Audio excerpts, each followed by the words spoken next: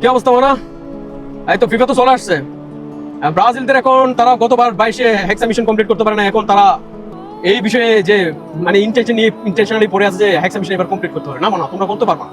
তোমরা আমার সাথে বাজি ধরো, আমি তো আবার বাজি থাকি ধরি না। এই যে একটা স্পিড একটা স্পিড ক্যানের উপর 30 টাকার উপর একটা বাজি ধরো যে এবারে ব্রাজিল গতবার ক্রোয়েশিয়া থেকে কোয়ার্টার চলে গেছে, এবার ক্রোয়েশিয়া থেকে আর নরম দল থেকে কোয়ার্টার না, আমি এবার সেমিফাইনাল অব্দি দিচ্ছি। যাবে না সেমিফাইনাল অব্দি আমি জানি শিওর, বাট এটা ভবিষ্যৎবাণী দিচ্ছি না, আমি আমার এক্সপেরিয়েন্স আমার অভিজ্ঞতা থেকে আমি দিচ্ছি এটা। এবারে তোমরা ব্রাজিল কোয়ার্টার থেকে চলে যাবে, সেমিতে যেতে পারবো, তারপর আমি সেমি পর্যন্ত কি করছি সীমাবদ্ধ ধরে রাখছি, সমস্যা নাই।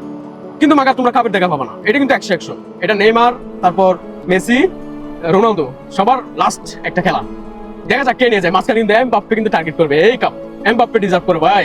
ফ্রান্স কি জিনিস এবার দেখাই দিব। এবার বোঝা যায় না ফ্রান্স না হয় আর্জেন্টিনা, আর্জেন্টিনা যদি হ্যাটট্রিক করে তাহলে তার কোনো কথা নাই, তবে কিন্তু আছে 95% কিন্তু টার্গেট আর্জেন্টিনা আছে, বিকজ তারা গতবার কাপ নিয়ে গেছে, সেই জন্য তাদের মন কি ফুরফুরা থাকবে, ফুরফুর অবস্থা তারা খেলবে, ভালো খেলবে না। আর এদের ডিফেন্স সম্পর্কে তো ভাই সবাই জানে, আর ওই এমিলিও মার্টিনেজ তো আছে গুলি হিসেবে, হ্যাঁ বাস বাকি ভাই। তোমরা এই ভুলে যাও বুঝছো, জেনে সত্য ওটা মেনে নাও, মেনে নিতে হবে তোমাদের। কি রাগ করা যাবে না ভাই, তোমরা খাবার আনতেই পারবা না। হয়তো এমবাপ্পে নিয়ে আসবে, না হয় মেসি আবার নিয়ে আসবে, না হয় মাঝখানে স্পেন, মাথায় রাখো।